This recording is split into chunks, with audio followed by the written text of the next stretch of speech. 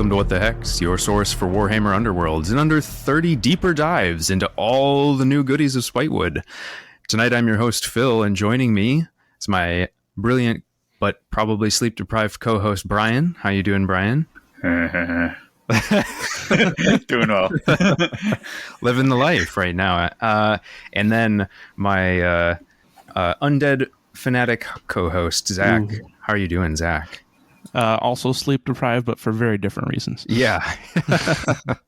So the non-baby life sleep reasons, not the newborn who doesn't sleep yet. As mentioned, we're going to be discussing more today about the new releases, and we're going to take a bit of a deeper dive into those releases than we did in our previous episodes, since we were trying to give you just a general overview in those previous episodes. And for a little bit of context, we were recording this on October 13th, which, if you are not aware, happy Indigenous Peoples Day for those who did not know that was a thing. So it was a rebrand. Yeah. Rightfully so. Yeah, I needed one. But yeah, before we jump into the main topic, though, anything you guys would like to shout out from the community? I think we're all just like digesting all of this new content that we have, and we've had a little bit of rubber meeting the road, so we wanted to talk about those experiences. Absolutely. If you haven't had enough other content to deal with yet, there's a few new things. Just briefly, I'll just say Spent Glory, as usual, always cranking out articles over on the blog, updating the warband list and deck pairing articles that he has had sort of as a long-standing thing. So the new content is going to be in those now, so you can go check those out. Otherwise, if you have been digesting podcasts and blogs and are tired of those formats, you can head on over to YouTube. We've got plenty of content creators making videos over there. In particular, I've watched a few things from Critical Focus channel and the Agents of Sigmar. They are, as video content requires more time, taking more time to get everything up, but they're starting to do coverage of all the new content in video format. So if you'd like that, go check those out. All right. So guys, are y'all ready to talk a bit more about all these new Spitewood releases? Yeah, there's been some good touch and some very bad touch. Well, so the idea for today, we've gotten to all play a handful of games at this point, try out some of the new things that sort of grabbed us, and learn a little bit more about these new decks, new warbands, just how things work. So where I wanted to start is we'll sort of just roundtable this to say, what was the thing that you were excited to explore and why? And Zach, how about you kick us off? Well, anyone who knows me or has played against me or saw me on stream last year at our Q3 event, our World Qualifier event, knows I have these ham tokens that I bought specifically to play with Skinnerkin.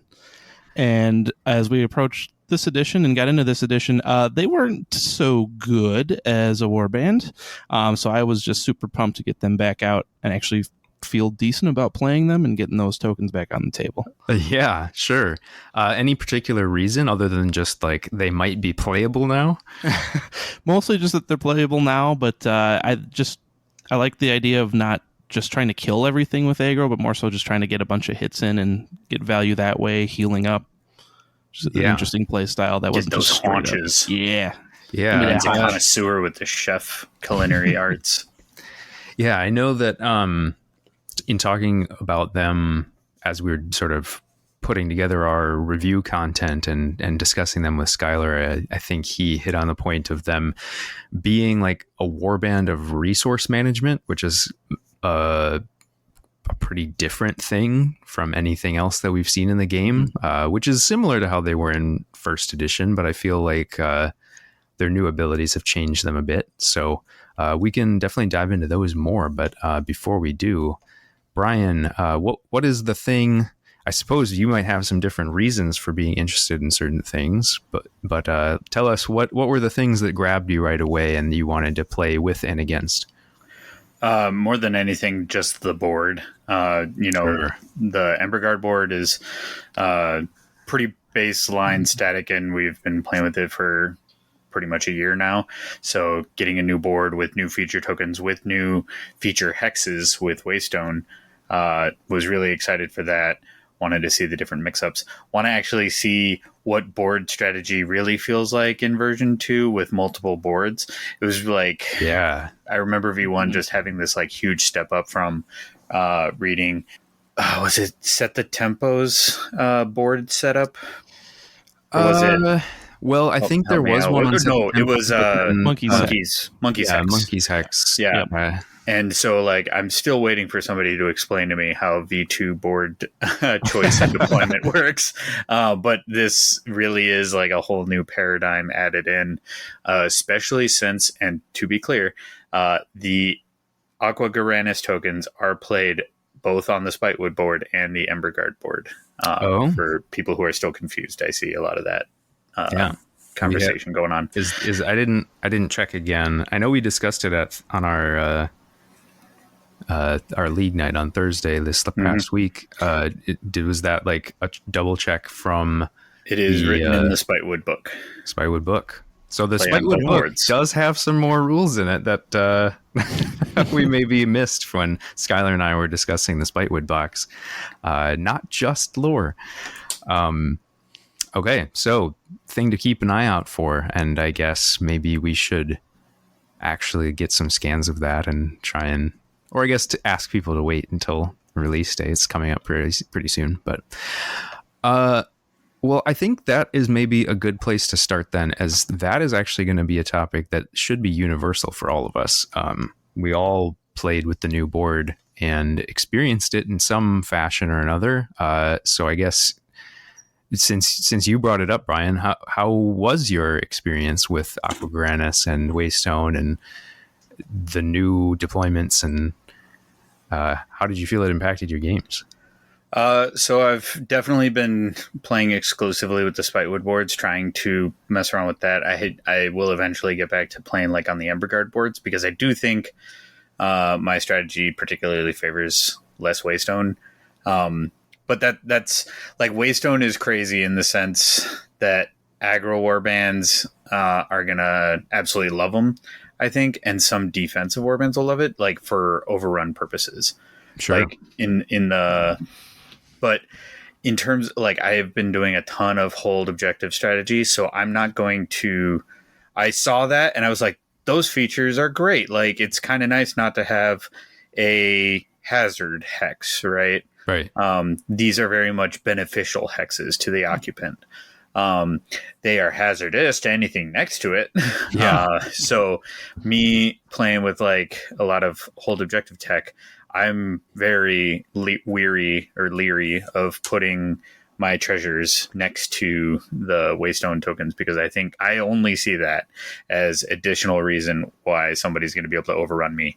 Yeah. Because it's also a unique instance of a reroll that I typically am playing with Pillage, so I'm also delving, giving stagger, and now you got two reroll chances to get overrun on me. Yeah. No, thank you. So Waystone hexes, I love you. I don't need you right now, so I'm going to avoid them.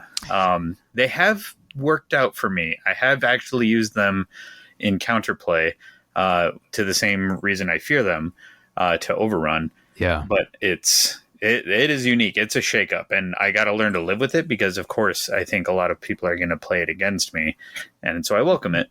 Yeah. But then, so that's my takes on Waystone.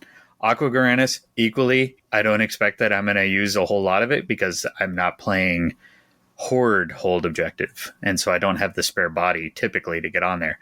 But I have used it. It is very interesting to be like, well, this fighter currently doesn't have a purpose, so I'm going to use it as a distraction. I'm going to like prompt you to make a different choice and give you more bad decisions. So that's been fun.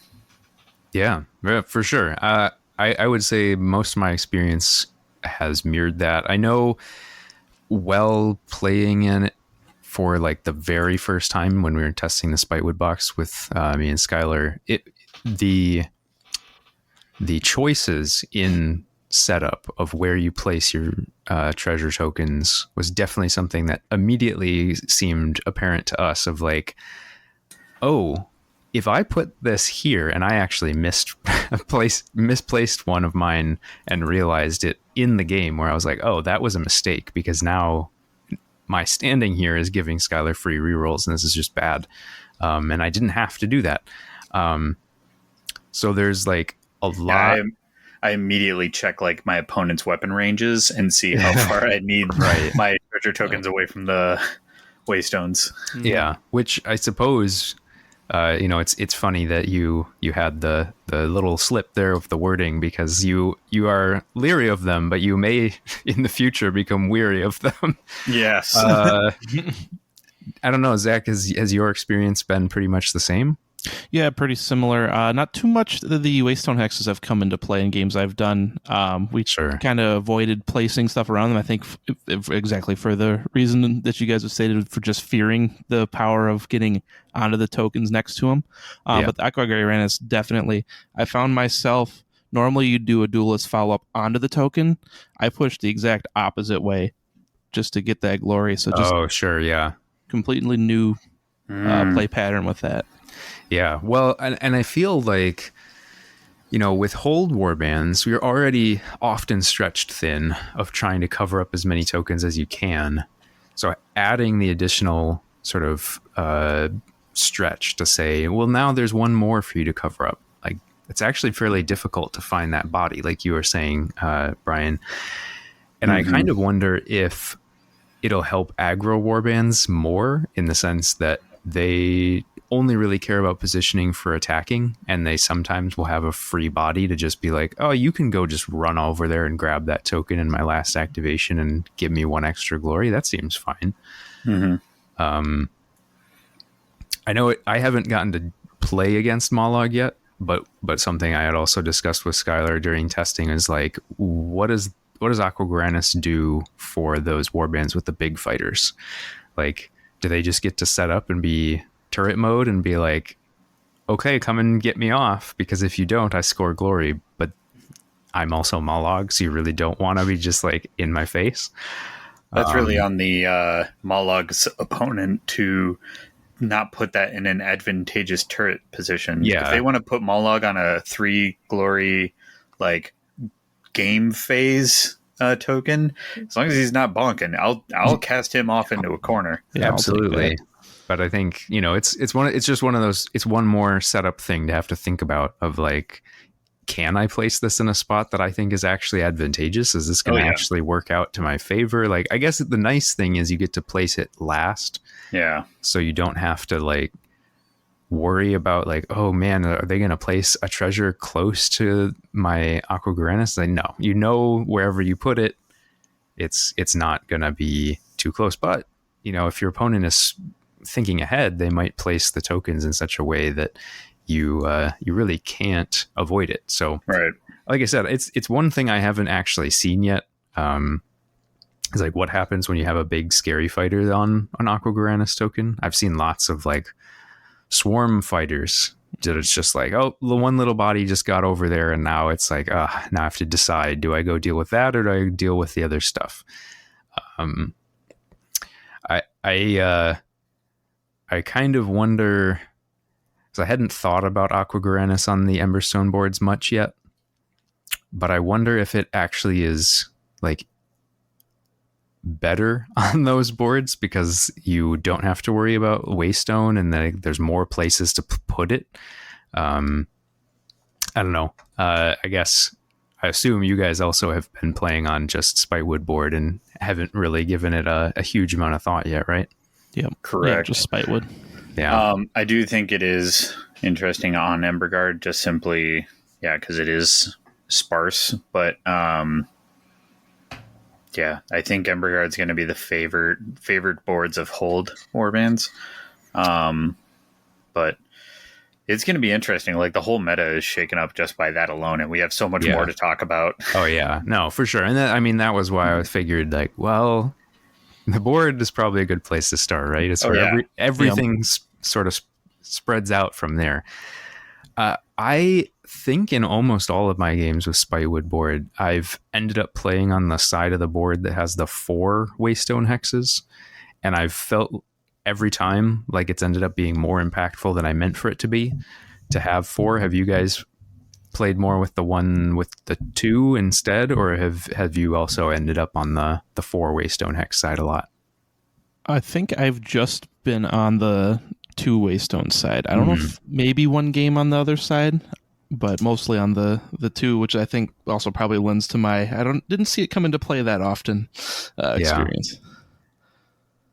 I've played probably the majority on the 4, but it's still like I've still played on the 2 quite a bit. It's definitely more like impactful. Obviously, there's more opportunities for it to come up. Yeah. So that is the least favorite board for the Hold Warbands. But the 2 Stagger Hex, it's more kind of business as usual. Right. It's kind of what you expect. But like the 4 Waystone board with the singular Stagger Hex in the center is also impactful because I've played a lot of Cataclysm or against a lot of Cataclysm. Right. And being able to put like having the central Stagger Hex is also impactful because very likely it's going to have a token within reach of Violent Blast. Like you could sometimes screen out one of the 2 and you could kind of opt not to engage on the one that is.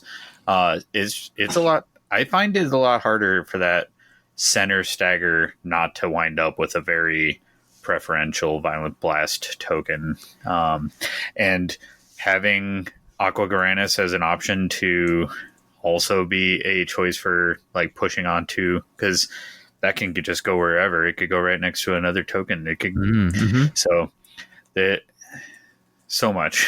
Yeah. so much to consider. I'm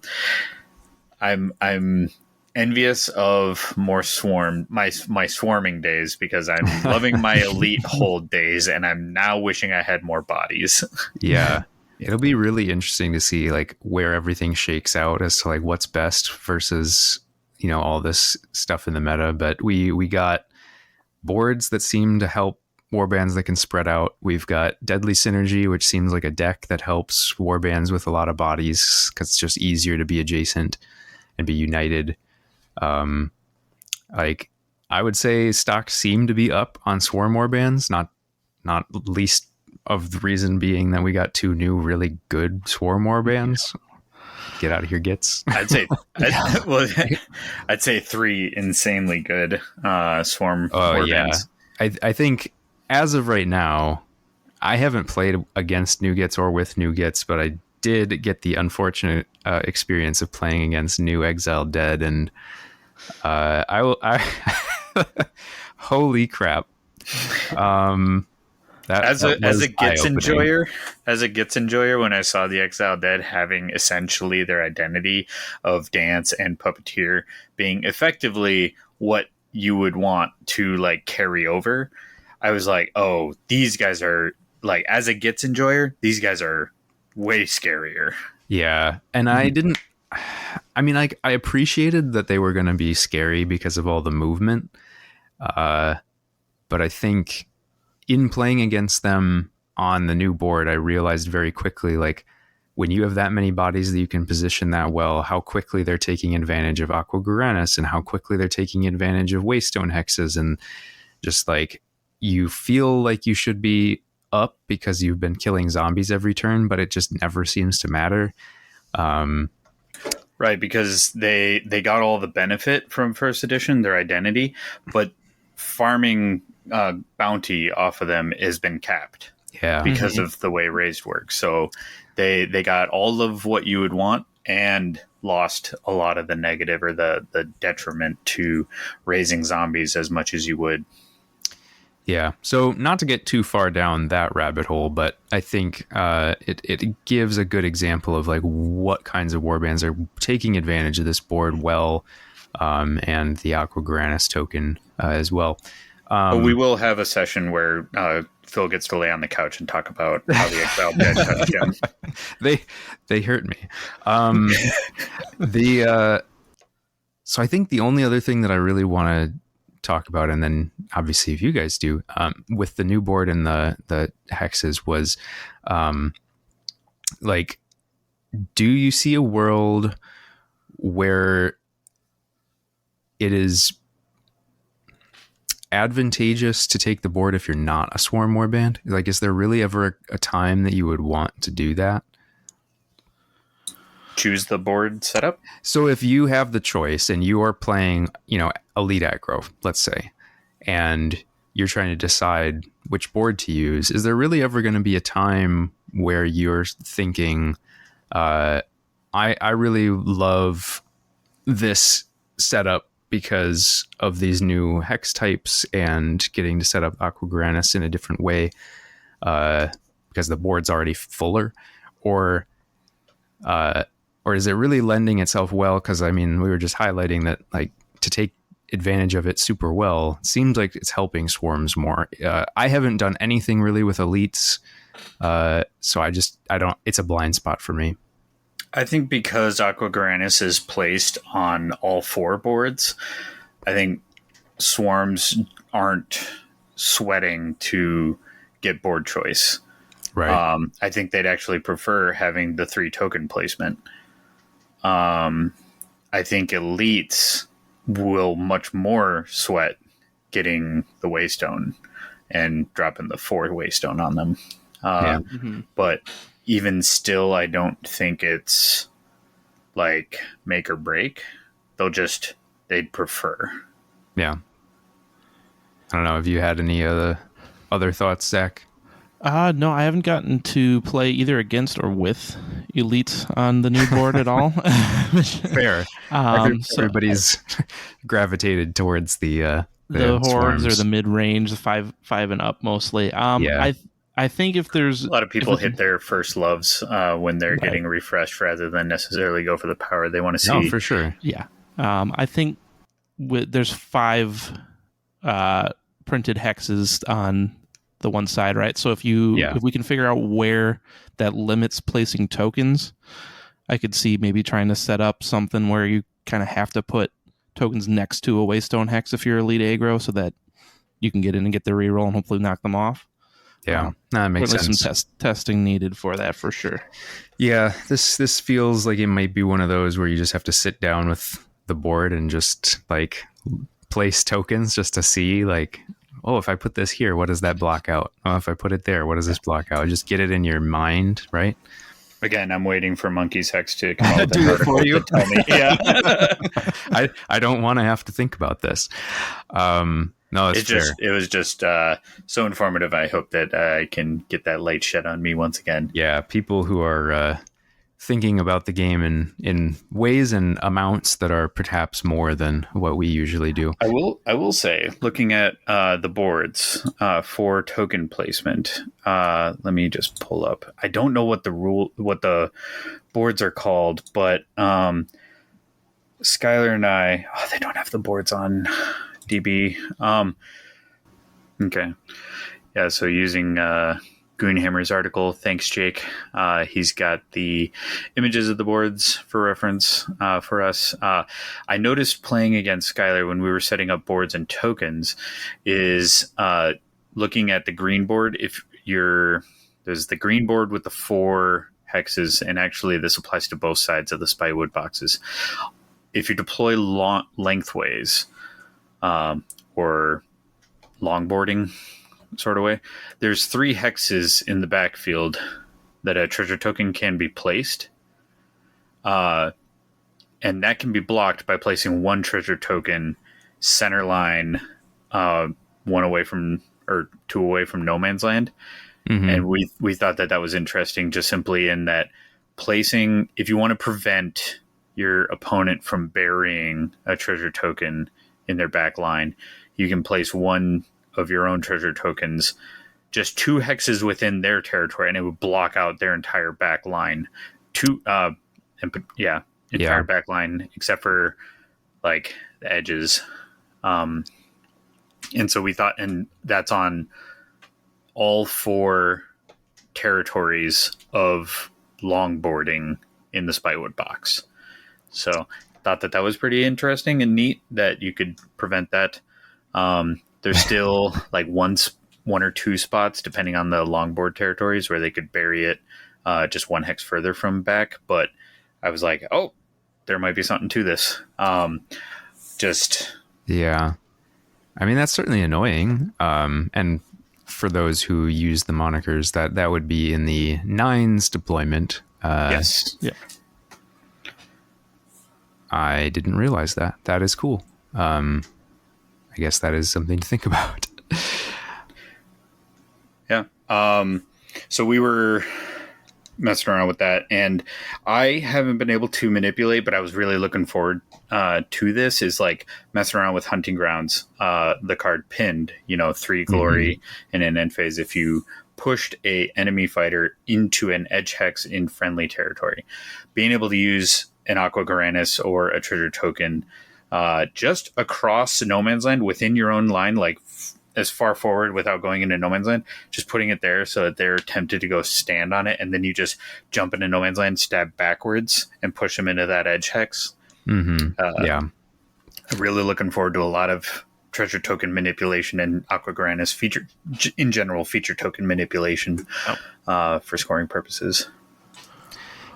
Yeah. I think, there's, as we said, almost certainly more to glean from board's choice, board setup, token placement. But I think we are perhaps reaching the limits of what we have actually done and been able to figure out ourselves at this point. So we will, I think, leave it there unless there's any final thoughts that you're dying to get out.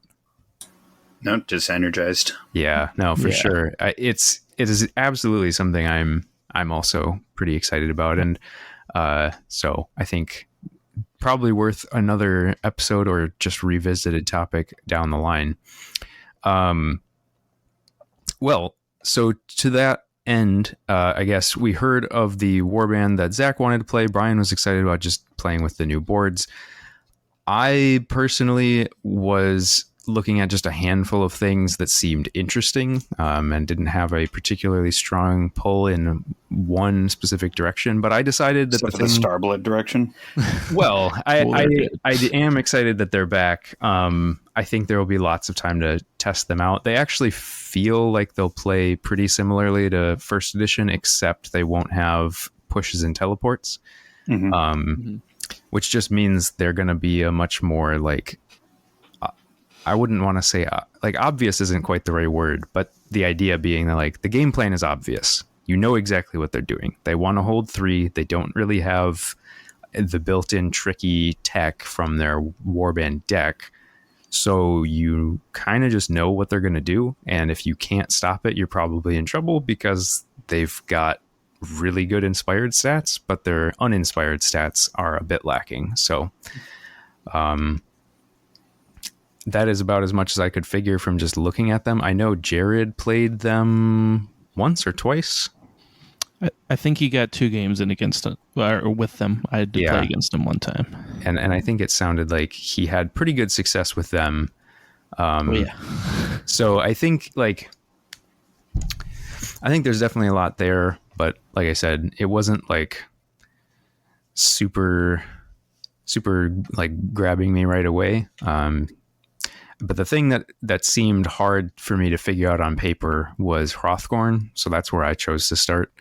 Lots of new tricks and things with the trap and just figuring out what you do with that thing, because a 2 damage ping on a token is pretty crazy. But also having Thrafnir, like you gotta respect a singular rule like that just no one else does anything like it. Yeah. I mean, maybe Stalagsquig. Yeah, but Stalagsquig's not nearly as scary as Thrafnir. No.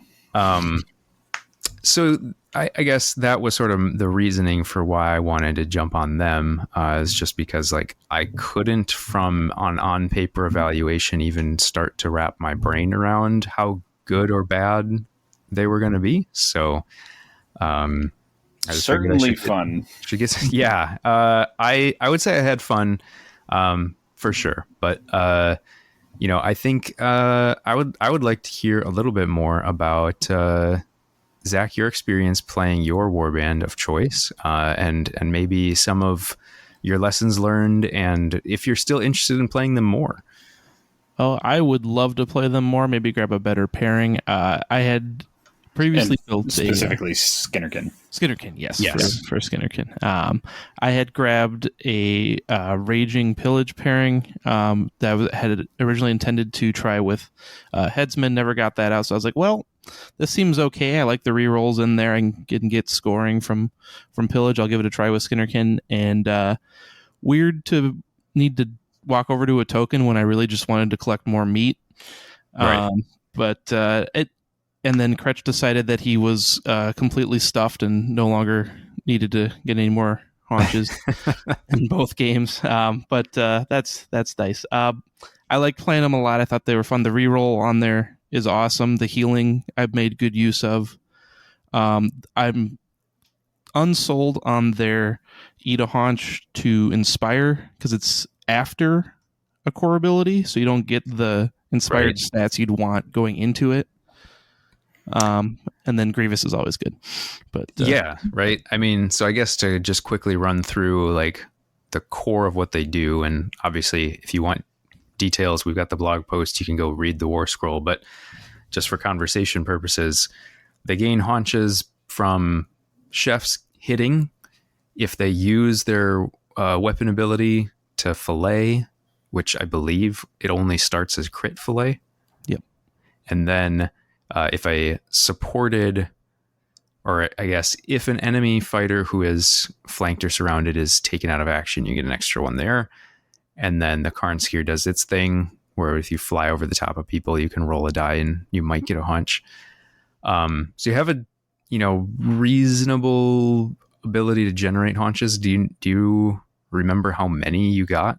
Or I guess as a guess, like I believe one game I got 5 and the other I got 4. Like I said, the Pillage kind of pulled me away in spots I maybe would have gone for more of an attack. Inspiring was super easy. That happened early, especially if you can get the bat to grab one first or second activation and then hit with a chef.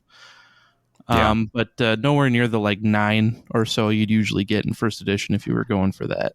Yeah, and with the abilities being able to be used per turn, you technically have 24 windows in which to use an ability. So I guess the point there is that you will never be able to do that. You're never going to get to use one on every single activation, as much as that would be awesome. So just something to keep in mind. What were you thinking was sort of like what do you think would be a better pairing, since you say? I'm interested in going for Deadly Synergy and trying to get more flanks set up. That sounds intriguing, especially with the ability to heal even if you get hit. Be able to just have a fighter still there for a while. Blazing, obviously, Hidden Aid in there is great. The extra dice is great. Cleave's great. Otherwise, I don't know, you could probably make like a Reckless Fury play with them. You can kind of do that with 5 with some of the throw charge tokens out. Just a whole lot of aggro. Hunting Grounds, of course. Haven't tried that with anything yet, but that would certainly be one I think you could try for. Well, it's interesting you mentioned Hunting Grounds again. Brian mentioned it. You've mentioned it. I think it is going to be... It's a deck that I've only played with once. I don't know if you guys have... It sounds like probably not, but the ability to play that deck feels very difficult for a Nemesis match, because you have to find a way to force your opponent to come to you, because they know that there's like an entire half of your objective deck that requires that they be in your that your opponent be in your territory, right?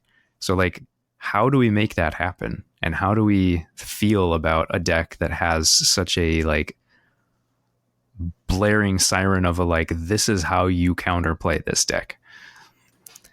I think that's going to be entirely dependent on what their pairing is, or what your pairing is with it. If you've got something you can sit back in your territory, maybe an Emberstone where you can score a decent amount just for hanging back, suddenly they need to interact to get their surges, to get their scoring going.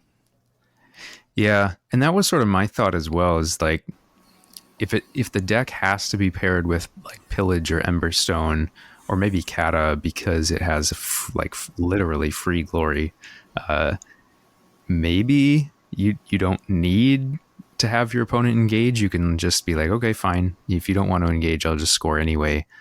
I think that's going to be such a hard one though, right? Because like there is a lot of the game that already incentivizes you to go into enemy territory. So maybe that's just like baked in already that like your opponent can't not come to you because nobody can really afford to not come into each other's territories. I guess it'd be really awful.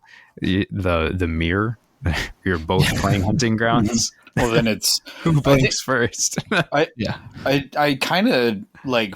Granted, we haven't like run the numbers to figure out like how many invade cards there are in each deck, which would be interesting. Or invade glory, even. Yeah, would that be probably a worthwhile endeavor to scroll through each deck and just count up the amount of in enemy territory glory there is, and then that way you just kind of have a baseline number of your pairing can score this if I enter your territory or if I don't. And it goes back to like first edition kind of evaluation of who can score more passive, and then therefore the other person is like mandated to be the aggressor. Right. Yeah. Because if you just both sit back and play solitaire, somebody's going to be able to score more based on the deck composition. Yeah, you've got to figure out who is the one who actually is putting the pressure on the opponent to be the beatdown. And unlike first edition, when it was like pretty much championship that this was happening, you know exactly what the cards are, so that it's a much quicker evaluation rather than like, well, were they ballsy enough to take X, Y, and Z, right? Did Wormspat take supremacy? Yeah, and they're just going to double supremacy. Yeah, right. No, surely no, never. Right? They wouldn't do that. They would That's never. Crazy. Oh my God, his name's Alex. Love it. Yeah. But so it goes back to that old trick. So I'm kind of like, yeah, I mean, that's stuff treaded ground before. So I'm not exactly surprised. It's just who has done or will do the math on the amount of invade glory that is needed. And can the hunting grounds outscore if the other person chooses to forego their invade? Yeah. Right. So say, for example, don't take hunting grounds with blazing assault. No. I'm not coming to you. Yeah. If you tell me, I paired hunting grounds with blazing assault, I'd be like, oh, okay, cool. Well, then you're coming to me. I don't need to step into your territory. Yeah. Yeah, the one game that I got to play with it was actually just a Rivals game, which I think actually exacerbates the problem by quite a bit. For sure. Yeah. And I was playing against Elethanes, which double bad. I had that. That's my bad touch. So it was interesting because I was playing Hunting Grounds with Hrothgorn because I thought, well, he's got grapple, so he can like try and set up some of this stuff, and you really don't like want Hrothgorn to be coming after you, so like maybe you're like willing to do this whole like dance around him sort of thing, and I can like force you. And Skylar was playing Cataclysm, so I already knew he needed to be in no one's territory.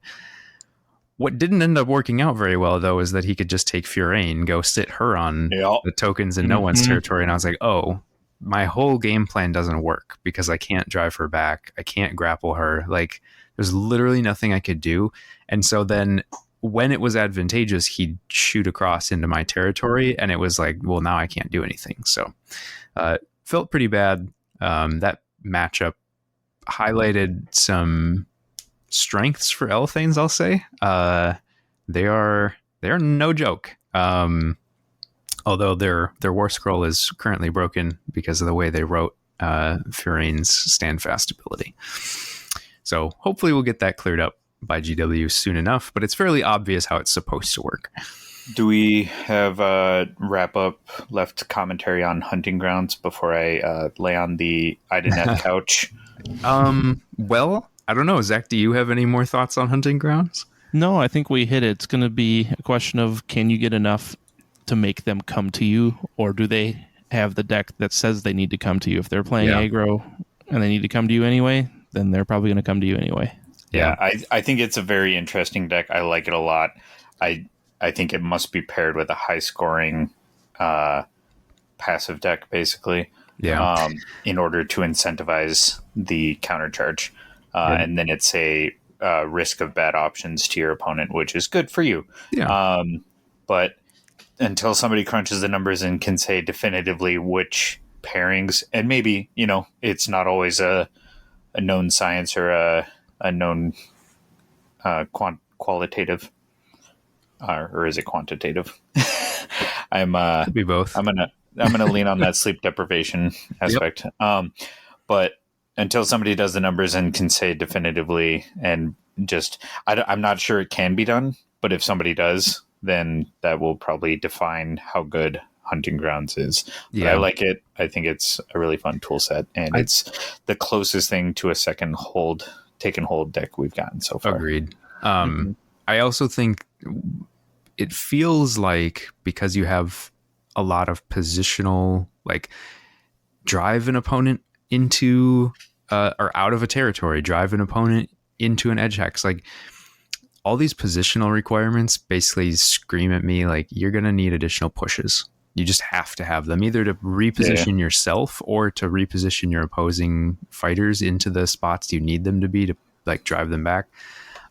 So I think that's another consideration of, like, what other decks can you pair with that'll give you a good amount of pushes to help with the setup. But otherwise, I think we're ready for some therapy. Do you want to talk some Elefants? Dog. You want to talk about who's the best use case for putting on an Aqua Garanis? Yeah. It's one of those fighters that have zero bounty, because, for example, like, when you finally, like me, I finally had a spare body that I could go chuck on an Aqua Garanis. They were already, like, out of range of any other tokens to, like, to shore up my hold objective game plan. So it was like they weren't able to shore up anything. I was already secure in most of that. So it was like I wasn't going to hard invest in getting this person into. So I threw a body onto an Aqua Garanis. Now, great play. And it also, that's not a bad play. But now Skylar rightfully saw that is not only bounty, but also glory denial. And if he can overrun it, it's a glory swing, which that is just a excellent value proposition when he's rolling with some of the stat blocks that the Elethane Soul Raid can bring. Yeah. Three hammers and... Now, I'll just get all of my excuses out of the way. I had a total of 10 damage in 3 attacks that completely rolled no successes, all rolling 3 dice individually, and some of them had rerolls. So I was hitting for 3, 4, and 3 damage with my gardeners, just hitting that sweet spot, plus with, like, spiking, Glory Seeker, Great Strength, and all no successes. All of them would have blown up one of these stat insane elves, but I couldn't even roll a success. All right, that's my excuses out of the way. Otherwise, I would have had him. But Furain is an issue. The only way you can drive her off is by tying her. Like, because the attack has to be successful. Yeah. So I took a shot like that, where I was just like, all right, I have, like, aggressive climate, and we're going to try and knock her off, because she was the only one on a feature token or a treasure token. Because that's the other thing, is, like, you're going to reevaluate all of your objective cards that say token. Wait, did that say feature or treasure? Dang it, treasure. Yeah. Like, because if it says feature token, Aqua Garanis is even better, because, but anyway, so I took, so Furain, problem. And then he's also playing Cataclysm with them, which is great, smart, this new edition with Aqua Garanis tokens. Cataclysm, Wreckers got nerfed, but the rest of the deck got buffed because, like, even though this Glory Ceiling didn't really change a whole lot aside from Wreckers getting nerfed, it's just a race card. You really want to, like, get it early or else you're racing the clock. It's certainly not unplayable. I've seen lots of saying that it's unplayable, but it will ramp up crazy. So I guess a couple things to highlight there quick before we move away from that thought. The reason that we're saying it's nerfed is because there's 2 more feature tokens. The Cataclysm tracker says how many feature tokens are not being held by your opponents. So therefore, you're likely seeing it go up by 5 or 6 every round, if not more. Yes. And then, of course, that makes Wreckers harder because it has to be equal to or less than, or no, other way around. It has to be equal to or greater than greater than. Oh, just greater than. Okay. Greater, yeah. Which I think will end up making it matchup dependent in this. It can only ever be world. like 5. Like 5 is the highest that card requires. Yeah, but so if you're playing against a 3 fighter elite warband, that card suddenly becomes very hard now. Yeah. So it'll be matchup dependent as to how you can score it, if it's even scoreable. Like if you feel like you're going to face 3 fighter elites a lot, you probably just can't play it because you'd need to score it round 1 or you're done. Right. But anyway, continue. So the point is, like, even though Wreckers got nerfed in that way, because you will ramp it up, the rest of the deck is essentially, most of it looks at the Cataclysm count, what's it at, and get X benefit. A lot of the times you'd never even hit 4 until the end phase of round 3. Now you're going to hit 4, quite possibly for the entirety of round 3. Yeah. If your opponent's not like a dedicated hold or even like a swarm hold warband. And so Utter Conviction came out round 1 and he was already up to 2 defense or 3 in round 2 and 3. Yeah. So, and that went on Elethane, who is required to die in order to stop Tamael coming back. And then Furaine's just a brick house. And then Duneclaw is a brick house. I did kill the fish, but the fish is so good for getting on Aqua Garanis, right? Yeah. Because like I was saying about the value proposition of putting a fighter on that Aqua Garanis, like if you can take it, it's a glory swing. If you can kill the bounty on it, it's even more glory for you. So if you could put a 0 bounty fighter on that Aqua Garanis, it becomes way more unattractive, and that fighter is very likely to be ignored.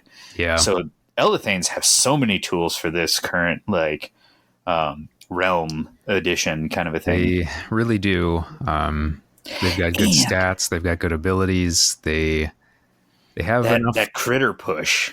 The critter push is nice, for sure. It is tricky. Like you've got to really watch out for where they can end up after a push, because they can suddenly be on like 2 features that you weren't expecting them to be on. Oh, it's even worse than that. Like you move an elf, and then the 2 critters move are pushed 1, and they interestingly, they must. If you push one of them, you must push the other one as well, and they must be pushed 1 each.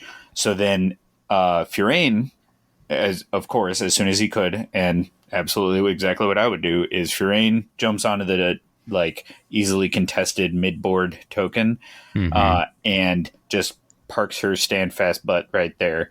Yep. And then the 2 critters, Duneclaw and Spinefin, just push 1 onto treasure token. So right on first activation, we got a double scurry out of an arguably elite warband. Yeah.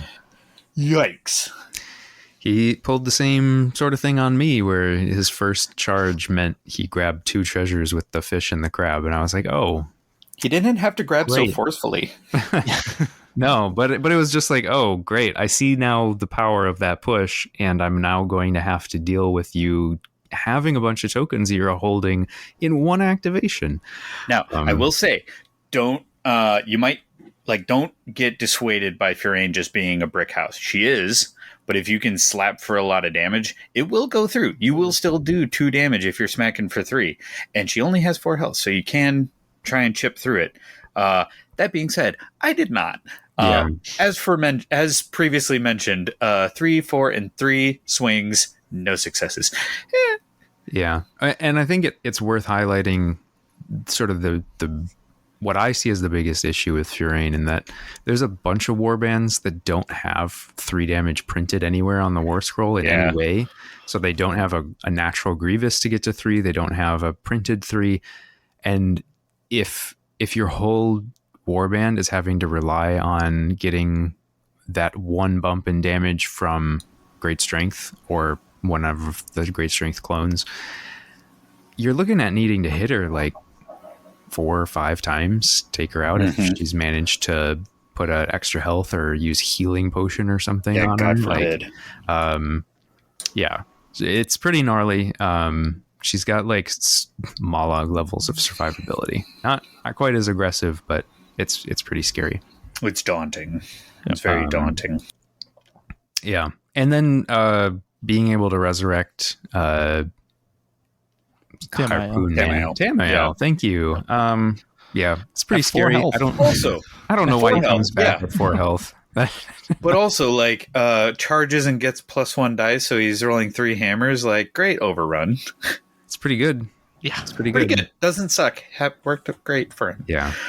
I wouldn't hate it if it was my fighter. So I don't know. Yeah, I feel you.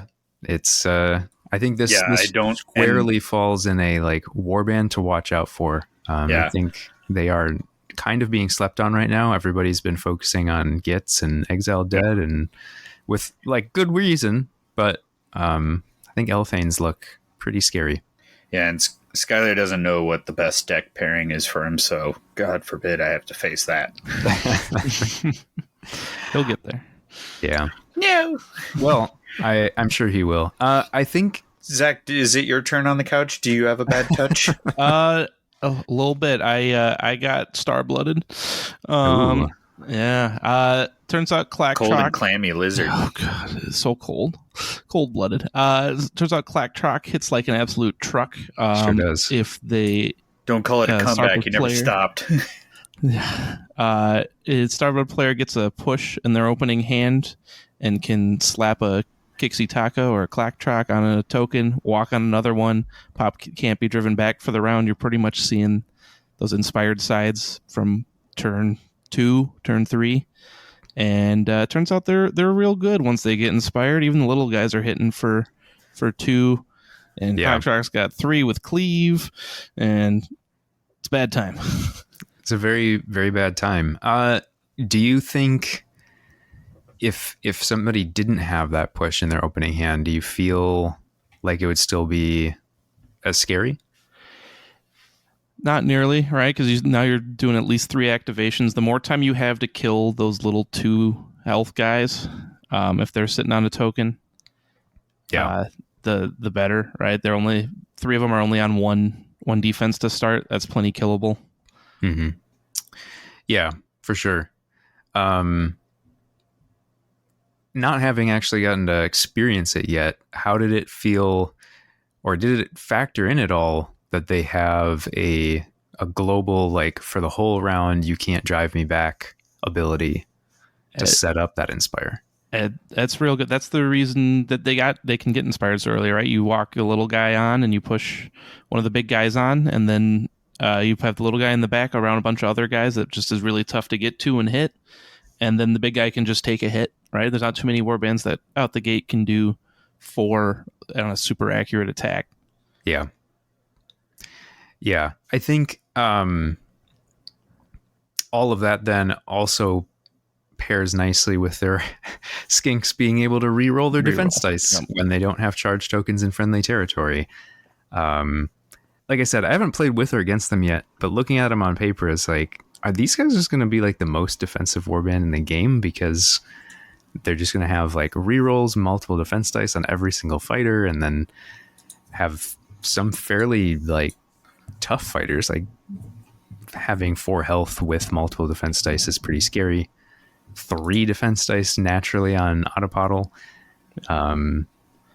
3 guys on 2 block. Yeah, right. I mean, like, Blood of the Bull looked bad for that same reason, where I was like, oh man, these guys are just going to all be sitting around on 2 block. That's horrible. But like, Blood of the Bull, it's like one by one, and they've got to like delve to get there, and so they're like, it's not like they inspire super fast. But to your point, in your game, like, oh, you have a sidestep in your opening hand. Well, I might be inspired after my second activation. That's pretty scary when you've got to deal with all those defensive stats. Any other thoughts from your game against them? Any other things you wanted to highlight? Not too much. That was one of the few times I got to see the Waystone hexes with Clacktrock coming in. So that even worse. Yeah. I still find it very odd. Kixitaka gets absolutely nothing. That almost feels like a mistake, right? Yeah. It's like, did they really mean for him to not get anything? Doesn't Sarkar also get that in he got a very small change in that he picks up, he's either cleave or ensnare on his ranged attack, I think. He gets cleave on the range attack right. and an extra die. Oh, and an extra die. Yeah. Okay. Yeah. So, I mean, weird I there. Yeah, no. Kikitaka is perfect as is, apparently. Bit of an anomaly. For what it's worth, in first edition, his only change was that his range attack went from 2 hammers to 3. So maybe that was what they had meant to do, and it just didn't happen. Or maybe they thought, nah, this guy doesn't need to have a 3 hammer ranged attack. I don't know. I was reminded when looking at the Starblood Discord chat for the Vassal Discord that the charge token limitations in second edition specifically call out the like main core actions as the things you can't do with a charge token. So if you have a core action that is not listed on there, you can still do it. And his little like Bapya thing with zapping someone next to a feature token is a core ability that he can only do once per round. So even if he's charged out, he can still Bapya. So don't forget that's still an option. I mean, I will definitely be playing that warband at some point. I do think they're like still fairly straightforward, but like that's not necessarily a bad thing. Straightforward is sometimes good. What did Jared play the pairing with them? I believe, let me see. I know I have it written down. I think it was Emberstone and Edge. Okay. I think. I know he's wanting to play Hunting Ground with them once he gets his hand on the box. Yeah, but, Emberstone Hunting Grounds looks pretty spicy, I think, if you can figure that one out. Yep. Edge. All right. Well, any final thoughts on Starbloods? Don't let them get inspired. Sure. Easy, simple. Just don't let it happen. Well, I guess it's easier the Grimwatch, but I was going to say, is the unique action and the church rule like a good segue into Exiled Deads? Yes. Probably. Get back on the couch, Phil. Okay. All right. They can't hurt me anymore. So they can. No, they will. They're coming. So swarms of zombies. I personally, I think they need some sort of a fix.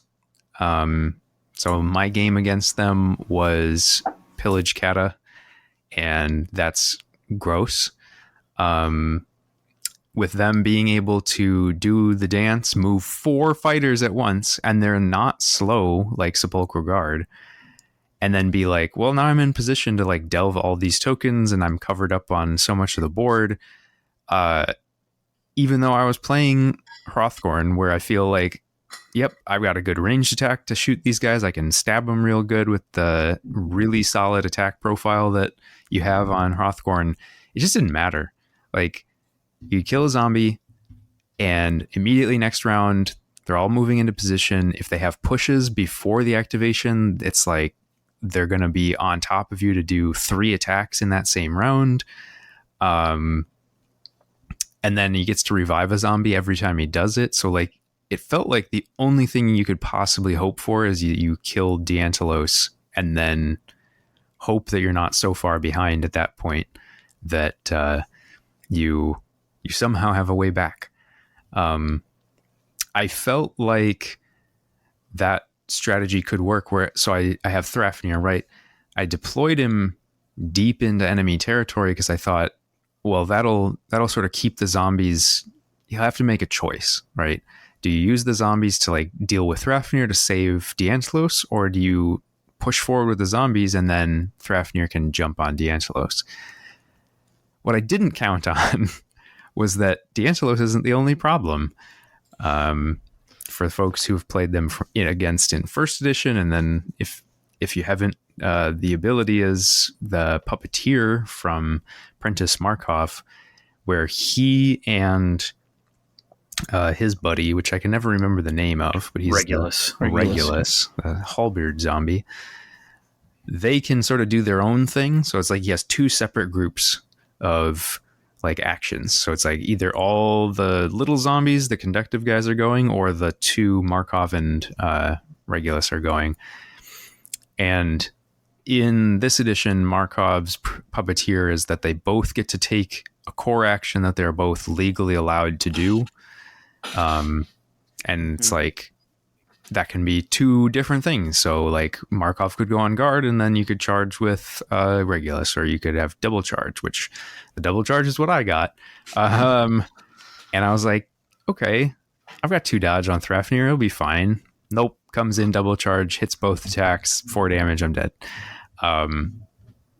Not probably super likely, but because of the Waystone hexes and because of the ability to sequence how you want to do the attacks, he was able to make sure he had supports and rerolls for the attack from Regulus, because Regulus has the reach 2.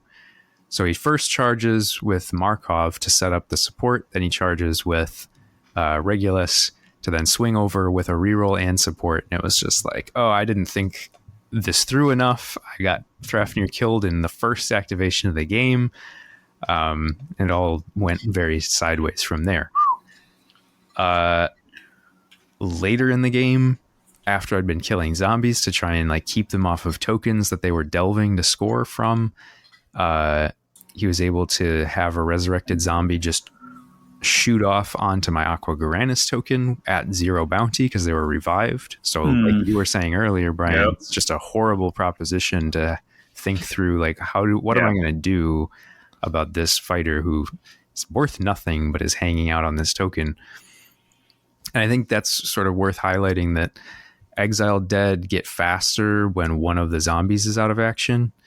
So essentially what it looks like is like you've killed one zombie, then he does a dance for the next action. They're all at +1 move because one zombie is dead. So they're now speed 4, which is pretty fast. Oof. So he's like covering a bunch of the board with 3 zombies and then resurrects the 4th one after they've all moved. So it's it's like, it was... I totally overlooked the plus move. Yeah, it was nightmarish. At the end of round 2, I was down 12. And it was just like, there's no way I'm coming back from this. Like, even if I can kill zombies, it doesn't matter. Like, it was horrible. It was about as bad of a game that I've ever had. It was never particularly close. And like I was saying earlier, with pushes and being able to like use pushes to surround a fighter.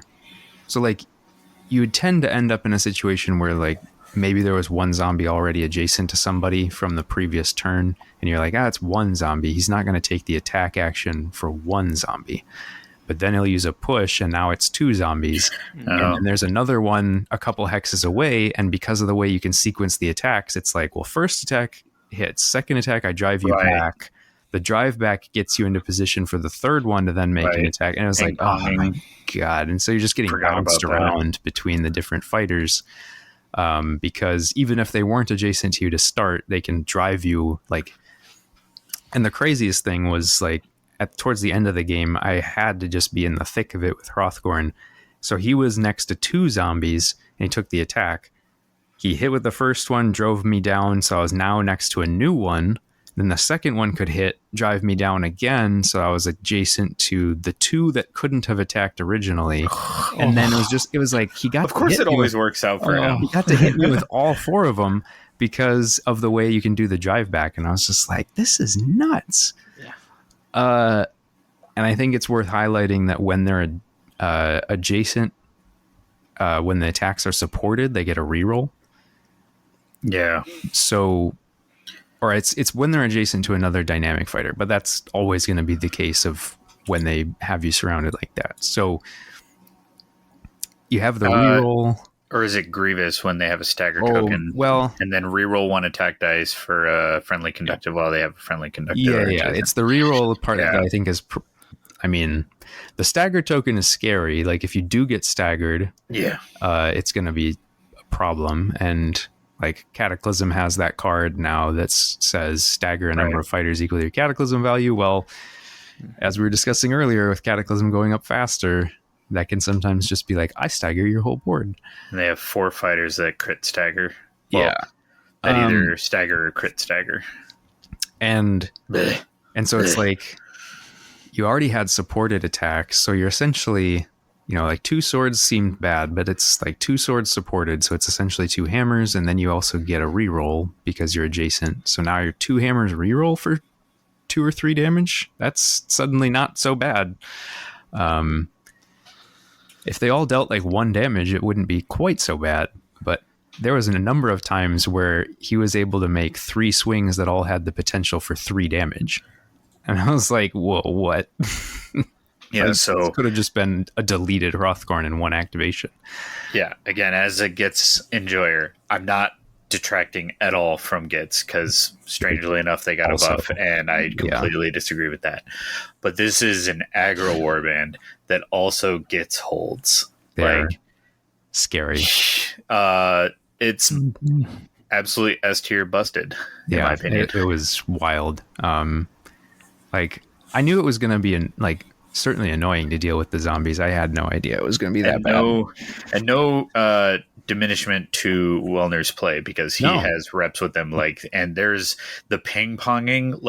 That shouldn't work out, but he sets things up and he just sees those plays. And what's impressive is he can play it quickly. Yeah. Because there is a lot to think about, a lot to consider with this warband. Yeah.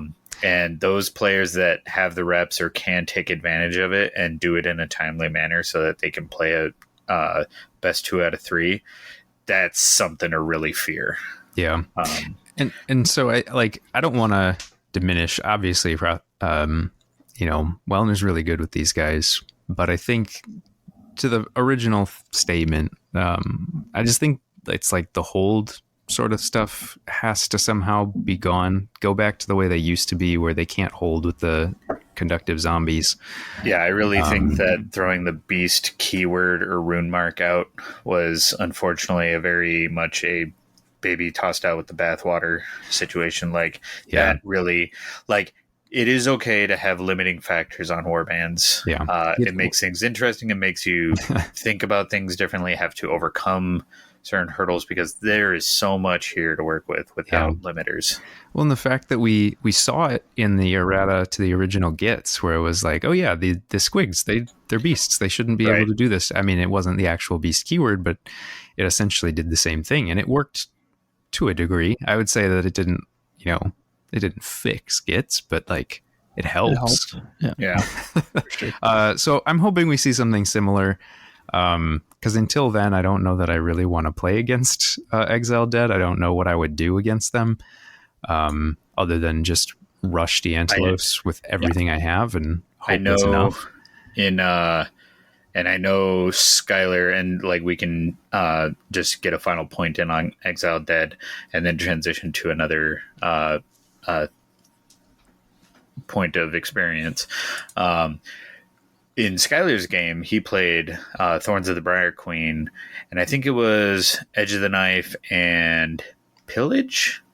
That sounds right.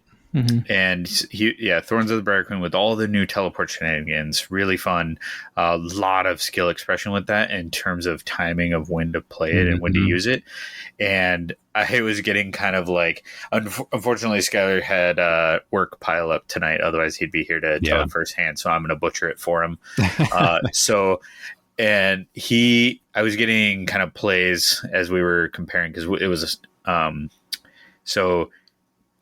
was he teleported ghosts in, and he was even using Varklav, and it was like him and Wellner had a interesting exchange where Wellner baited a ghost teleport next to Dantilus, expecting like the dive, and baited it. Skylar didn't take it, and Wellner's like, huh, smart.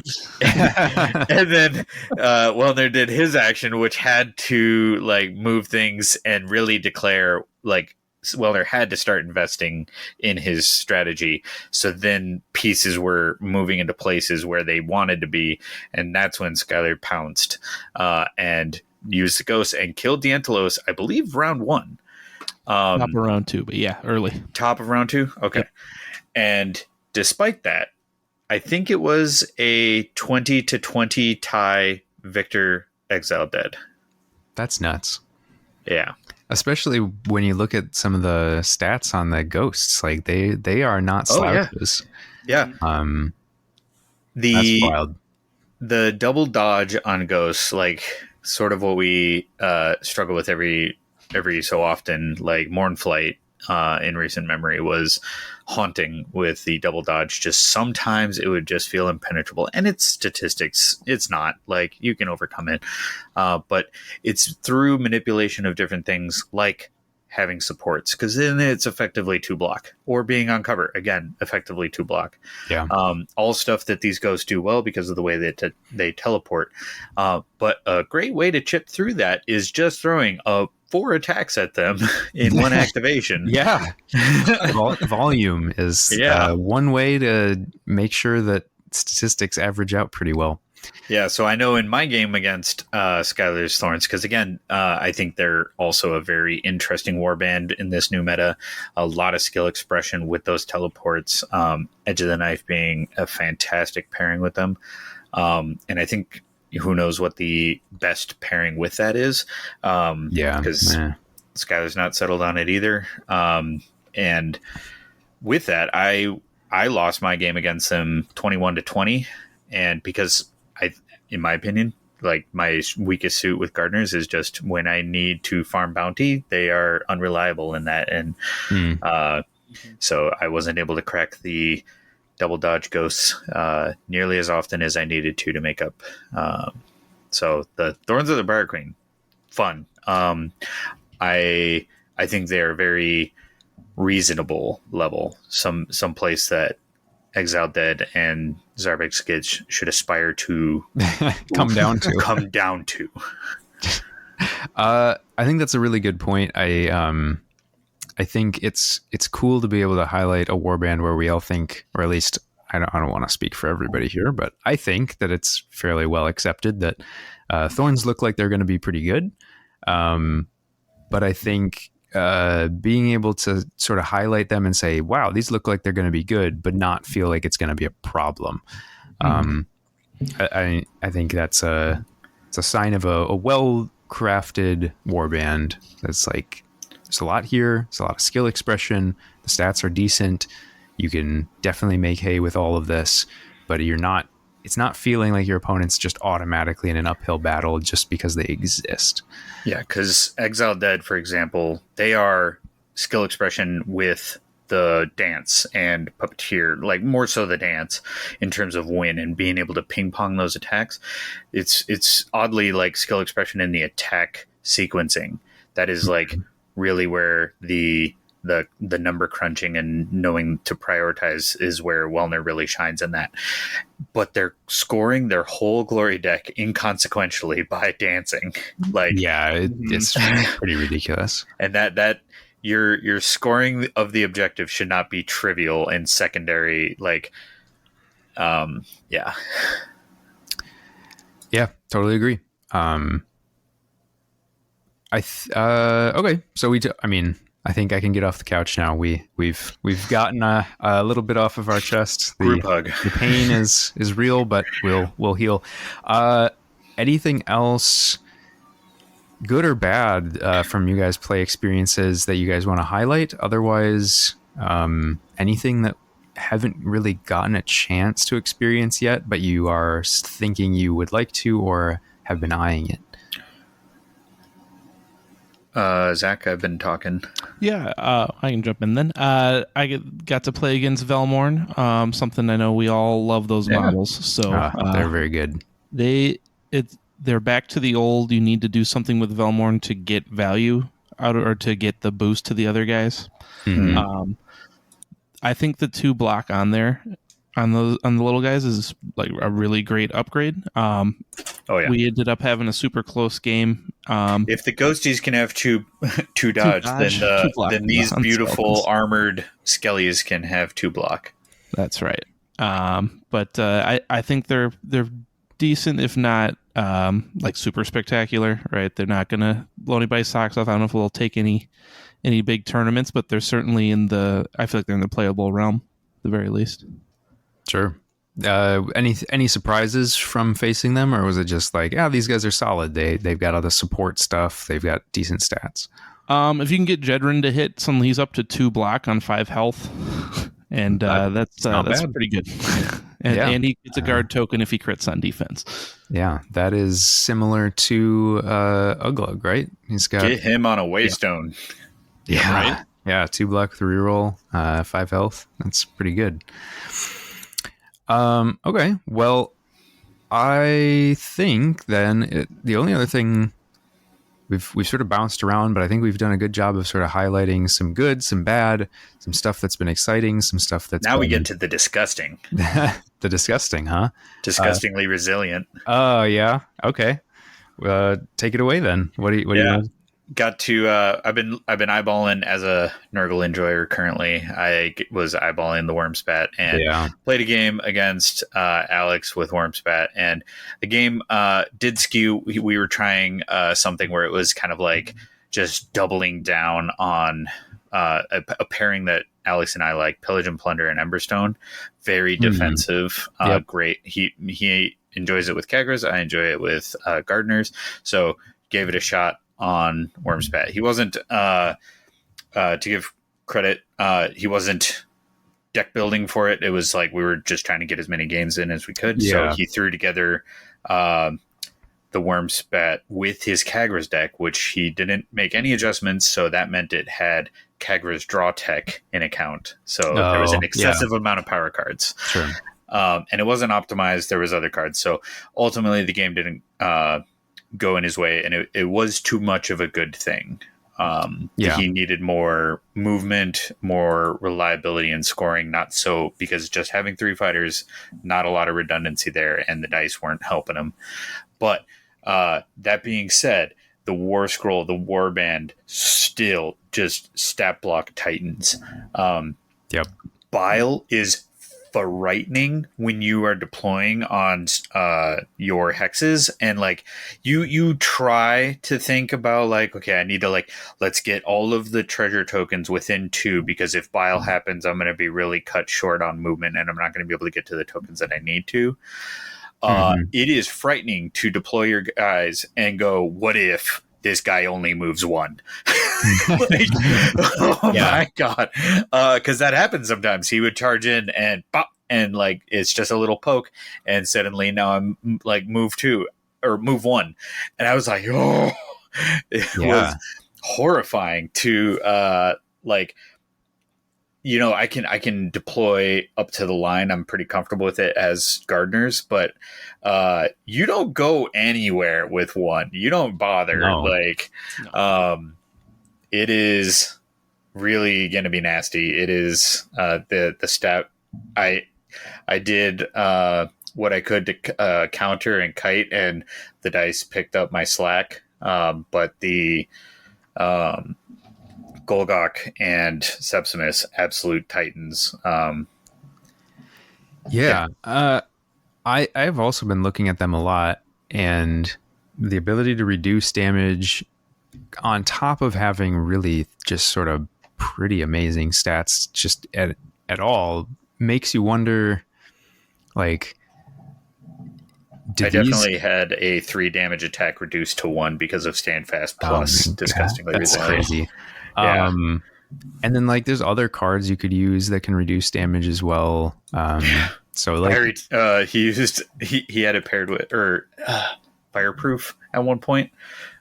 Different game, but like, yeah. So I mean, you can sort of pile on the effects. I think I'd be interested. Like, how many times did it feel like you were really able to effectively take out his fighters? Because aren't they? I mean, I killed one, and I think that's the most you can hope for. And oddly enough, like, if you're going to kill one of them, kill Fecula because she's worth 3.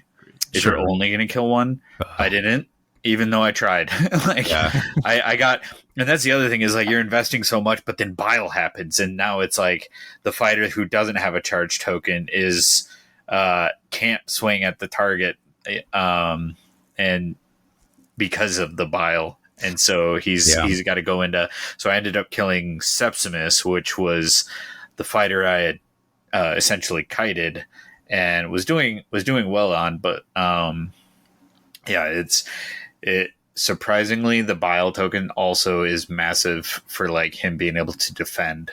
You know, if he knows you got a fighter that's tooled up and that's the fighter that's going to come swinging for he might just spend an activation poke, and now that person's just shut down. For sure. Just stab your tires, can't go nowhere. I haven't really been able to figure it out yet. Like, what do they want to do for scoring? Are they just like really beefy aggro? Or are they sort of more mastery where it's like you're just doing a bunch of weird stuff? Like, I can't quite figure out what makes sense for them, because I don't think it's hold, because with 3 bodies it's tough. Yeah, we weren't able to solve that. We were, like I said, we were kind of doubling down on things that we had already been playing and seeing. But like, because he also in that deck had Healing Potion and Prideful Duelist, so that was furthering the Disgustingly Resilient. But it was too much of a good thing, not enough of strengthening up the weaknesses being movement speed, basically. Yeah. I don't know. Have you thought about them at all, Zach? Not too much. It's one of those ones that I think you could probably go in a bunch of different directions if you really wanted to. Obviously, everybody can do pillage pretty well. You're kind of reducing your damage taken from those stagger tokens, because you can just, even if they hit, they might be doing 1 less damage. Cataclysm's probably fine for them, right? You get the kind of free glory and then maybe shore it up elsewhere. Rack could be fun, spreading damage around. That might be the way to go. Yeah, I was kind of thinking about the ping stuff as well, because that's how they inspire. So they get damage on a bunch of different fighters. So I kind of see them as what Thriceful Discord was doing with Vexmore. You now have 2 fighters for that with Sepsimus and Golgok. And so I think the same strat that they were doing, sliding around, and in this case, the Disgustingly Resilient helps mitigate bounty bleed, where you kind of took Vashtis and Lasivir eventually would fall, but sometimes Vexmore would just be a complete like brick house. But now you got 2, and you try and maybe screen Fecula back, but Disgustingly Resilient is really going to mitigate that and just like completely screw with the big head chopping, headsman's curse. Being able to guarantee that big attack lands. Yeah, and it's really tough, right? Because your opponent's just always going to have to be thinking about their attacks as though they're going to be -1 damage, because you can't assume that it's not going to happen. It might even be -2. Well, yeah, I mean, that's much less likely, but getting 1 block rolled is probably not that hard, especially once they have multiple defense dice. So, but I think if they're sliding around on Waystone, yeah, really, really scary stuff. Agile's ironically like name funny wise, but yeah, they're Agile on the Waystone agile. Fighter. Yeah, definitely just jumped out of the way, right? Nah. If those models weren't models that I Nurgle. just absolutely didn't If they weren't like, just gorgeous and beautiful, They are great for Nurgle lovers. I want to know Fecula's hair routine. Yeah. I'd probably be pretty excited to test them out more if I just didn't hate the models. So I might figure out something to do for proxies, just because I can't look at those models that much. But also seems like a really good warband. It'll be interesting to see sort of where they shake out, and what I think is going to be good for them, because I haven't seen anything yet that sounds super convincing as like this is going to be amazing for them, but their stats just scream like this has to have something that works. So eager to see who figures that out and what it's going to be. I think we'd be remiss if we didn't talk about Mollog a little bit. There's not a ton to say, but like just thinking about the fact that he now gets to revive a squig and gets to heal at the end of a round is not nothing. If Malaga was a problem at tournaments for you as a gatekeeper, he is now even more so. I don't think if you didn't have a plan other than I hope to dodge him in the bracket, that plan has not changed, and he will take your lunch. Effectively, because like no one's doing 7 damage to him in a single round unless they get pretty lucky, I think. So that's about it. Yeah. So I think that means you have to sort of assume he's got 8 health minimum, because he's gonna get at least 1 heal, and 8 health is a ton, and you have to think they're taking extra health and like healing effects. So man, I don't know. I've done it where I killed Mollog in 1 round because I was able to, due to complete control of like token manipulation, I was able to throttle up and down my cycle as needed to eventuate the 3s and make them more common. Sure. However, I think also problematic is like farming squigs is definitely the route to neuter his accuracy, and then you mitigate the offensive bleed, like bounty bleed. But I really dislike the choice of having to go after Stalagasquig to remove the charged out like freedom that it gives him. I guess that's also worth a shout. That now that Stalagasquig counts as always having a charge token, that unlocks a few extra things for him. I mean, at least he's not swinging until the rest of the warband is swung, so you can't pile on him. Sure, but I mean, I don't know how often people really cared about that. Like, it's not making the attacks with Stalagasquig that made him good. No, I was just saying, like, he's not going to be able to attack until it's the 4th, at least in round 1. Yeah. No, for sure. So yeah, I don't know. But don't charge adjacent to him, because Mollog will take advantage. Yeah, probably. I think I haven't thought a ton about changes to Mollog in terms of pairings. I think there might be something there for him with Deadly Synergy. I don't think he can take Hunting Ground. No one's going to take that. No. That feels like a bad choice, in that, like, oh, do I want to go and stand next to Mollog? No, I don't. No Tomes Mollog here with Hunting Ground. I will stand back. Although, I mean, it'd be interesting to see, like, is there a way to score passively with Mollog and the Squigs where you force your opponent to come to you? I kind of doubt it, but maybe. Emberstone and win the roll-off, or lose the roll-off so that you're placing 3. Maybe. I don't know. I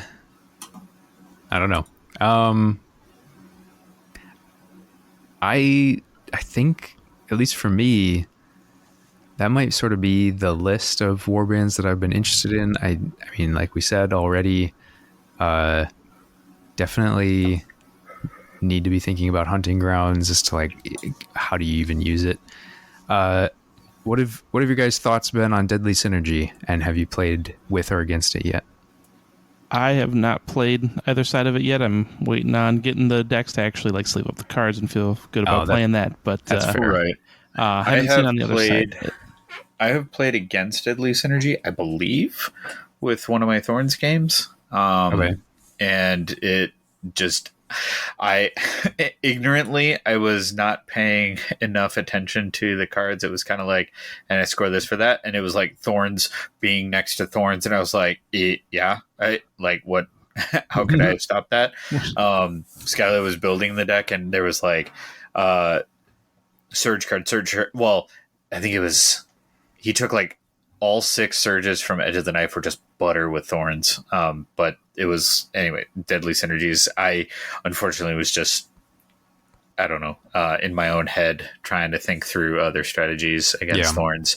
So I wasn't, it really is. I don't know what it is like looking online and building decks. I prefer to build decks online, but I don't digest the card until I'm holding it in hand. It's so strange to me.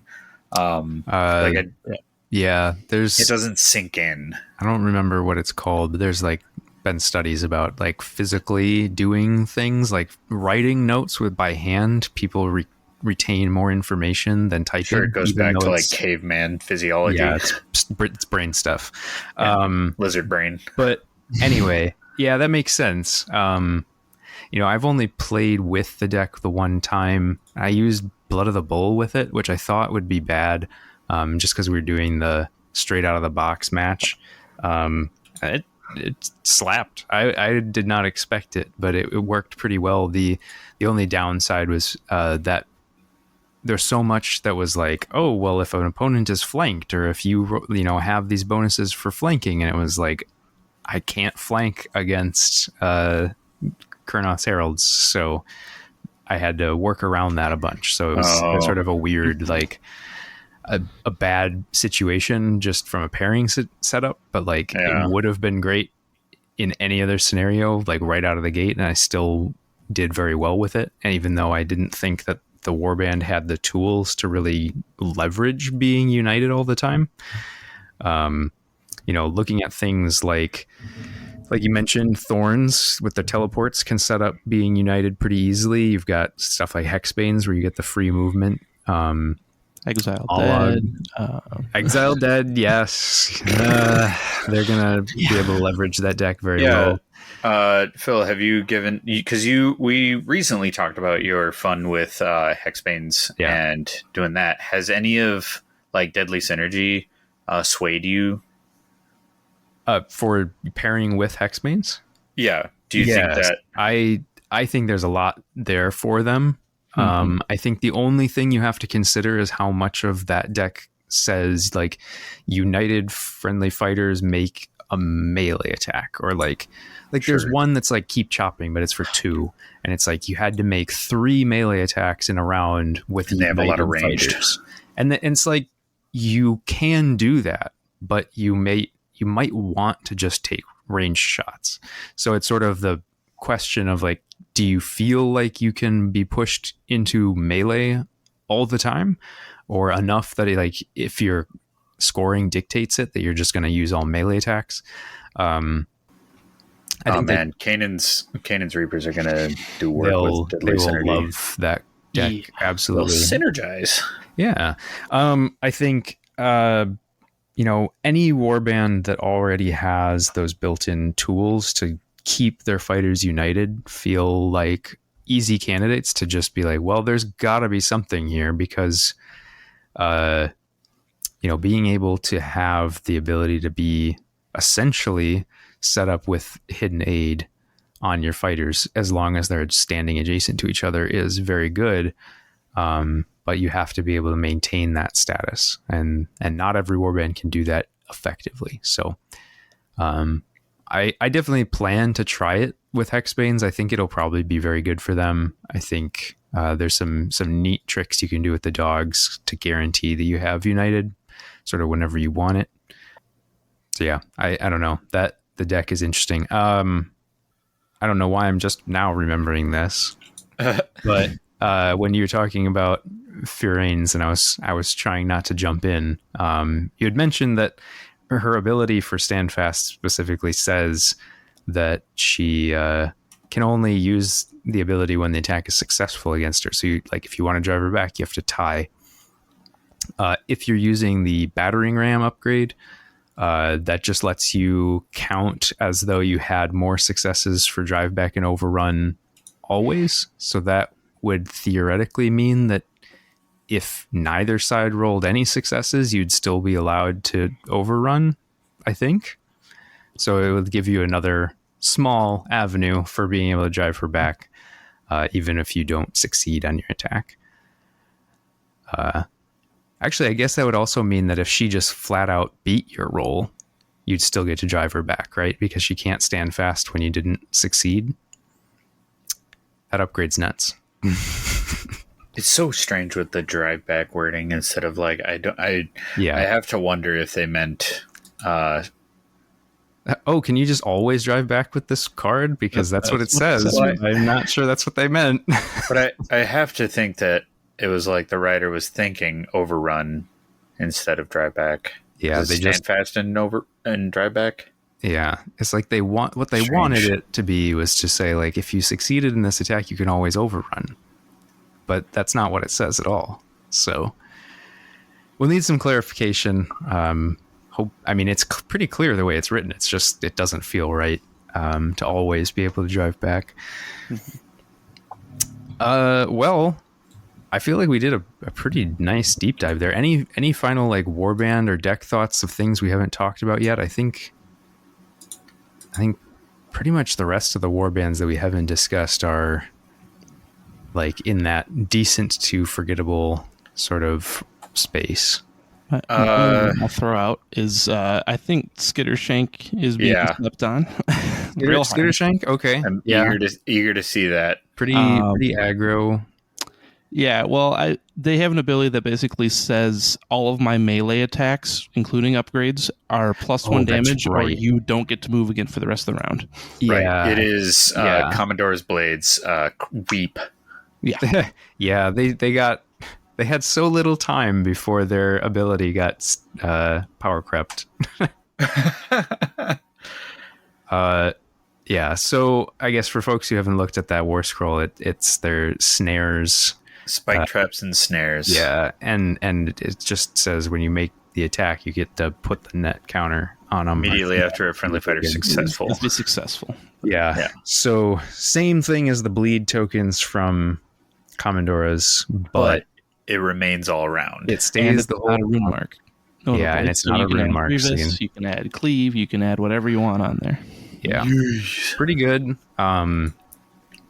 I think the one thing that always feels like it might hold them back, and obviously this is just purely on paper, haven't played against or with them yet, but it's like since everything about them hinges on attacking the enemy leader, who is not always a fighter you really want to be attacking anyway. Maybe Skittershank is the Mollog check. It could be. If they're putting out 3 or 4 damage from every attack on him, could get there. I don't know.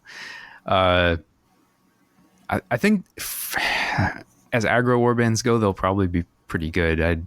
I don't know how good though. Like we'll kind of have to see them in action, I think. But they're accurate and they can do a lot of damage, and they've got a distraction. That's always nice. Built-in round 1, 4th activation, Slink charges Mollog. Round 2, when the roll off, attack Mollog. First activation for Mollog, runs away from Slink. Second activation for Skittershank, a third attack on Mollog, and then he uses the invisible. Yeah, can't attack my assassins. Can't attack Skittering Blur. Skittering Blur. It's a pretty nice scenario if you can pull it off. Just haunting. Okay, I think that's a fair call out. Something I haven't been thinking about too much, but I think we could see them be pretty scary. I think it's maybe a bit of a meta call, but and smoke bombs to put a stagger token on him. God forbid you also have Waystone on it. Yeah. Is there anybody else I'm overlooking? Anything else anyone's played with or against? We haven't seen any Shadeborn locally. No Rippas, no Truth Seekers. No new Discord with their Temptation tokens, and no Gnarl Spirit Pack. There's been a gentleman's agreement, no Zarbags. I think that's pretty reasonable. And then we wouldn't be surprised to see them be good, so I don't think there's anything to say. I suppose it's probably worth discussing. Do Gnarl Spirit Pack look like they can be good enough as a 4-fighter aggro warband? I think they're decent. I don't think they're competitive. I think a lot of it rests on Goral, and as soon as Goral falls, like the rest of them are kind of like I don't know, subpar Crimson Court. Yeah, they seem Crimson fine. Court are still way better 4-man beat sticks. I think that's probably right, and I think the abilities. Love to be proven wrong. I hope that they're better, like more interesting. But in control and self command are sort of the two abilities that they have that seem interesting. But even then, that's like not a ton. A free guard and a push are nice tools to have, but I don't know if it's enough for a 4-fighter, seemingly pretty aggro warband. Yeah. Personally, just barbarians don't really do it for me aesthetically, so I'm not like inspired by trying to make their thing work or trying to do something fun with them. It just doesn't light my fire. Fair enough. Not when I think we are spoiled for choice elsewhere. Also, I'm curious, meanwhile, Kurnoth's Heralds look amazing. Not sure, model-wise, not sure if they'll bring much punch, because I just don't think they're lacking. Yeah. They're glass cannons. I think there's a world where they just go super hard aggro and it works sometimes and they can just blow through their opponents, but I think most of the time it probably doesn't, because you're not gonna in a world where we also have Wormspat, Maulog. Yeah, right. What are you gonna do? You're gonna charge in and then just die. Yeah. I do love those models though. I think they're beautiful. It's a little unfortunate that they majestic AF. I wish that they had fly just so that they could bound over in their friendly territory. They do. That's true. I mean, that's cute. But it would be just fun to see them bound over the exiled dead zombies and go for Diantelos. Yeah. Mm-hmm. That would be nice. Well, we'll see how they go. I think ultimately though we've pretty well discussed this. I'm super stoked, to try out more stuff, but I think getting to just share more of what we've seen, what we've realized has been good. Any final thoughts before we close this one out? Yeah. I think the meta has just got a ton of interesting choices, but thank you for also joining us on our therapy couch. We all have a big group hug. There's definitely some things that I hope the MetaWatch team is looking at. There's, like we said, Exile Dead and Zarbek's Gits are at the top of that list. And then for my personal trauma, the Sushi Elves are back, and I dislike it. It still smells. Any final thoughts from you, Zach? No, I think you hit it. Nerf Gits. Nerf Gits. I think the whole world can get behind that. I heard Nerf Fish. Yeah. Sure, that too. Fish is fine. He's got an attack now. He's just a normal guy. He's just a little dude. One thing that Skylar, when we were playing that test game, had even mentioned, since he's one of those weird scenarios where you have a fighter with only 1 health, I believe, right? I mean, make sure I'm not lying. Yeah, the fish. Ping. Yeah, you can ping him because he's technically not vulnerable. Yeah. So if you bring any amount of pings, consider using them on the fish. It's not worth any bounty, but sometimes that's fine. Just get rid of the body. I will give you bounty. And just doing it for free. I've certainly had that happen against me when I was playing against with Jaws, where the snakes, it's just you just had okay. Cool. Mm-hmm. That token I thought I was holding, I guess I'm not holding anymore. All right. Well, I think that'll do it for us. It was a fun conversation. I'm so sorry to all the people going to Worlds who have to deal with all of this. I'm just thinking through this conversation of oh yeah, that's a new thing too. Oh yeah, man, that's crazy. Oh, and it's there's no stakes for me. But there's a pretty big tournament coming up that everybody's going to have to think about all this stuff. But you get to talk about all of it. Well, I get to talk about all of it, but I don't have to worry about playing any of it. I can react to it as it's happening in front of me. It's kind of where I'm leaning into. My strat is just taking what I've been practicing and muscle memory my way through it. As long as I put up respectable numbers, but yeah. Hey, it's all about having fun, right? Oh yeah, I'm I there to shoot. But yeah, so I just hope that everybody has enough time to actually get product in their hands and has at least decent sense of what they could go up against, even if they're not planning to bring any of the new stuff themselves. If They will at least have more time than previously. they won't have to be printing out new product the day of the tournament. I won't be happy. Yeah. Well, you're playing this year, so you wouldn't have to do it regardless. Indeed. I am going to sit back with a drink and laugh at the poor coworkers who do. Yeah. So I guess if you all, which I'm sure if you're listening to this podcast, you all have been thinking about and playing with the new stuff in mind at any rate. If you want to share your thoughts or call us out for anything that we didn't talk about or didn't get right, you can head on over to our Discord and chat with us. Or join us on our couch. Or join us on our couch. If you just want to commiserate and deal with all of the feelings, we're here to do that too.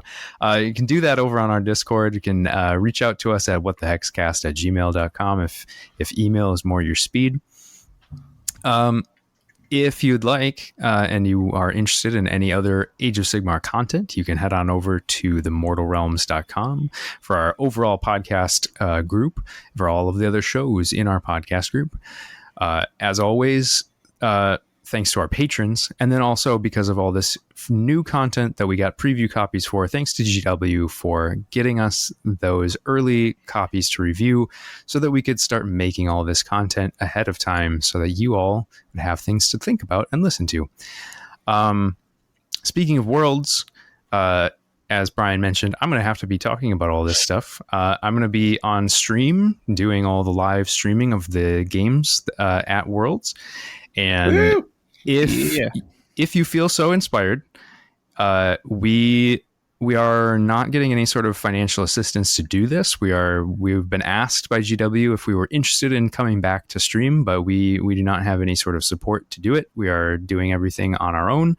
And so if you feel so inspired to make any sort of donation to help with the costs associated with streaming Worlds, you can do so to the Mortal Realms PayPal. We will have links in the show notes to be able to do that. There's obviously no expectation that anyone do this, but we actually were given... We're doing it for the love of it. Yeah. And the support that we get is greatly, greatly appreciated. Of course. We're just excited to be able to do this for the community and to, have the experience of streaming and to be at Worlds. But we did actually get some feedback from last year that like, hey, you guys should at least ask to get some financial assistance. So we are making sure to do so. And we greatly appreciate that kind of feedback and any other feedback.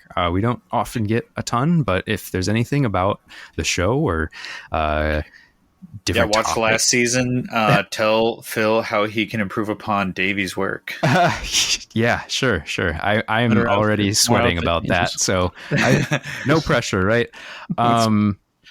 But and also, you will have with you co-corresponding Jared from Battle Mallet. Yeah, it'll be a new experience for both of us. So we will hope to at least get to the same level that Davey and Mike were at last year. Probably will be a little less stylish, but we're gonna try. We're gonna try our best. In terms of what's coming up next, probably talking about world stuff. That's what 3 weeks from now. It is 4 weekends from now, so there are 3 from between now and Worlds. Yeah, the first day of competition is in 3 weeks and 4 days. So from when we are recording this, so no pressure. Just get those decks ready to go and lock that in. As is tradition for What the Hex, we have a Flavatext quiz here. Are you guys ready to try and guess this card? Always. Always, yeah. The last time I got a double. Yeah, you got a double. Yeah. Well, fair. I can tell you I'm not going to give you a double this time because I didn't prepare a double. But this Well, you know what? I'm not going to give you any clues to start. We'll just jump in here and we'll see if you guys. Zach a clue. No, we'll start without any clues. Yeah, I don't need it. The quiz is a single iron oak might be uprooted, but the forest will endure forever. And this is attributed to Scathale. All right, what's Scathale on? I'm just going to confuse him with all the other centaurs right now. Yeah. So many elf names. Can't tell them apart. Is it from the 2 new decks? Because I am woefully unprepared. It is from one of the 2 new decks. I'll even tell you it's from Deadly Synergy. Okay.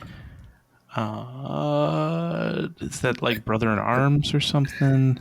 It is not Brother in Arms, but it is a power card. Okay. Getting there. You're close.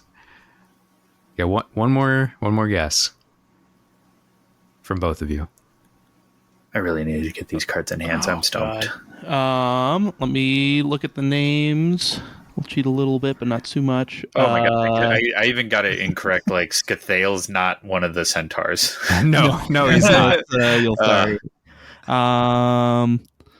It's not Brother United Front. Look at the bottom one. Unified Front is the card. That is the card. As we have all come together in a unified front to try and get through all this content and commiserate about all of the feels. Yeah, on the couch, you can also just crack a beer and talk about all the different things that you have pushed into Rothgorn's bear trap. Yeah, that trophy there, I got that back in, including the Noblar. Well, now I have a whole including your Noblars. Now I have a whole different desire for what I want to do with Hrothgorn. There you go. It's going to be Uncle Rico Hrothgorn now. That'll do it for us today. Your recommended listening for this episode is In the Pines by Caitlin Butts. And for What the Hex, I've been Phil. He said Caitlin. I've been Brian. And I've been Zach.